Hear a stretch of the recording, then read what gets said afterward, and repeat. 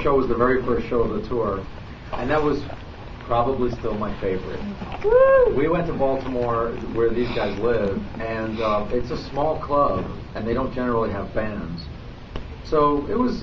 In fact, I remember that being sort of like almost a last minute. Well, we have to leave from Baltimore, so let's do a show there. Like it was almost like added at the last minute. I kind of felt, and we went there. And if you go on my MySpace page to the photo section, I have an album called Maiden Voyage Tour albums or audiences or something. And I took a picture from the stage every night of the audience. And the Baltimore required something like 10 pictures. Because there were pictures of people on the side of the stage. There was like 3 pictures in the front row. There were people on the right side of the stage. There were people on the balcony. And there were people on the stairwell. So the place was just completely packed to capacity. What an absolutely... They were turning people away. Yeah, they had to turn people away. It was just an absolutely unbelievable, great way to open up a tour. Or maybe not, because then we played in some smaller places like Decatur, Wichita, and Tulsa. And all of those 3 places are places that I've never performed before. Pittsburgh was pretty all right. But Decatur... we got there and it was a born-again Christian, no alcohol serving cafe.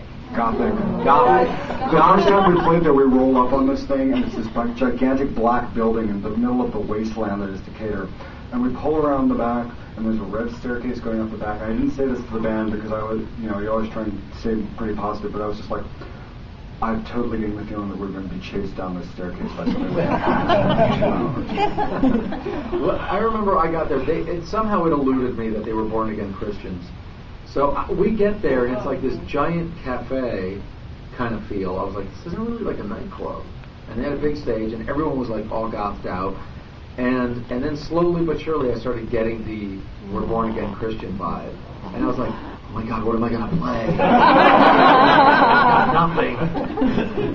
And I eventually tailored a set that I thought would not seem offensive to people who are very religious.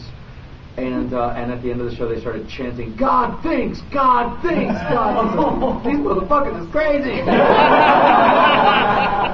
So, and then we played in Wichita. Food poisoning. Okay, Wichita, yeah, was Kirby's beer store. I remember reading that going, Kirby's beer store. That's ironic. It isn't. I'm not kidding. The entire venue was the size of, from that column to the edge of this table to the wall. So it was a tiny, tiny, tiny place. It wasn't actually a beer store. It was a bar. It was a bar. Capacity of 150. So I guess the They bar said 150, but there were 30 people there, and it was packed. I think 150 means you can hear from the parking lot. That show was a little bizarre. And then Tulsa, first time I played in Tulsa, and that one was the opposite. It was a really huge room for a place with a very small scene. And Kiss of Death, they had tables. Mm-hmm. So whenever you're in an environment where you're performing on stage and you're a rock band or a rock-ish band and there are tables, people will not stand up. So I remember and the tables were on the other half of the room. If you can imagine that, if this was the room times 10, and there's a column down the center, the tables were all on this side and the stage was there. So there was nobody in front of the stage, and it felt really kind of bizarre. And I do have to say, I never... Anytime anybody comes to our shows, I'm very happy that they're there. So if they're sitting, that's fine, whatever. But when you're on stage and you're doing up-tempo music and people are sitting down, it is one of the hardest. That's when I realize how hard the job can be sometimes, because you're up there and you're like, okay, I'm going to have to pretend that there are people standing rocking out, because otherwise it makes me want to just stand there and not do anything. Well, it's a lot like dancing. It really is a lot like dancing. So you're the only person if on the dance floor. Show, It's stand up and dance, applaud yourself, because you guys are awesome for doing it, because it's really fun to do your job. If you're at a nightclub and you're the only person dancing, chances are you're going to feel like a ding dong. And that's kind of how you feel when you're on stage and everyone's sitting You're kind of like trying to look like you're rocking out, putting on a great show, and you just feel like, I'm such a villain. Well, then we played Denver, Sacramento, which were perfectly good shows. Portland and Seattle have become really good for me. I've played in Portland and Seattle a lot lately, so the audiences are really strong. People come out and really care. Los Angeles was a big night for me because we played at the Knitting Factory, which is the only time I've ever played in LA where I wasn't performing in a goth club. And it was night and day. No offense to the LA people here, you probably already know this about your scene, but the place to play if you're in a goth band in LA is Bar Sinister. Yep. And Bar Sinister has an attitude of, this place is going to be crowded whether or not you come here, so you don't really matter. So you can play here if you want to play here, and you can play in front of a lot of people, but we'll give you $50 on a sandwich. Seriously. And like a lot of these other shows, you have a guarantee. They're paying for the hotel. If you're flying in, they're paying for your flight. It's a business, and they're making it worth your while, and hopefully you'll make it worth their while. But, a lot of clubs like Bar Sinister, they're running their own business, and they're cognizant of the fact that you don't need to be there for them to make a ton of money. So the philosophy is, any money I pay you is just money I'm taking out of my own pocket that I don't need to. So we played at the Knitting Factory, and I was worried, because I thought, wow, I don't know who's going to come out to this show. The Knitting Factory was packed.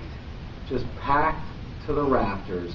Everybody had so much fun. I had to beg people to not take all of their clothes off. And you still weren't successful for that one night. I was not successful. I said, I'm going to be putting this picture on MySpace, so try to keep your clothes on, because people were dying to get naked and crazy, and I had to censor the pictures that are on the MySpace page. I was so gratified and thrilled by the Los Angeles show, and I hope we can continue to make that, a stop in the future. Tempe, Arizona, fantastic. San Diego, great. San Antonio, Dallas, and Austin are always good. Nashville, fantastic. Thank you, Ichabod, very much. St. Louis at the Rapture, holy shit. They were fucking crazy. My guitar exploded at that show. I did not. Yeah, his guitar exploded. He basically needed to get a new guitar, but somehow he steampunked the one he had. It looked like some Abbey Park thing by the time he was done. But the St. Louis show, I haven't played there in a long, long time, and it was like, I don't know. The only way I can describe Dante's at St. Louis was like dusk to dawn. Like, it seems like a perfectly reasonable bar, and then suddenly like the lights go out and everyone just goes ape shit. Look at the pictures on my MySpace page of the St. Louis show. It was literally snowing. There was an orgy. There was a stage with like a railing around it, and now I know why. There were like steps leading up to the stage, and there was literally an orgy on the steps. It was just like, I was like, oh my god. Atlanta at the Masquerade, this is my 9th year at Dragon Con. So I've been playing here for 9 years, and I've only ever played one other place in town. So that was a big night for me, because that was the day our electrical system completely blew up. We lost the battery in the alternator. In the car. Yeah. Oh right, we had to take it and get a new van. Yeah, like while we were like on the way to the show, and so we rolled in like the very, very last minute. Yeah. But I was really happy with the amount of people that came out, and I saw some familiar faces from Dragon Con, which was really cool. Gainesville was really funny because it was really like a honky tonk bar. That's all they have in Gainesville. It was like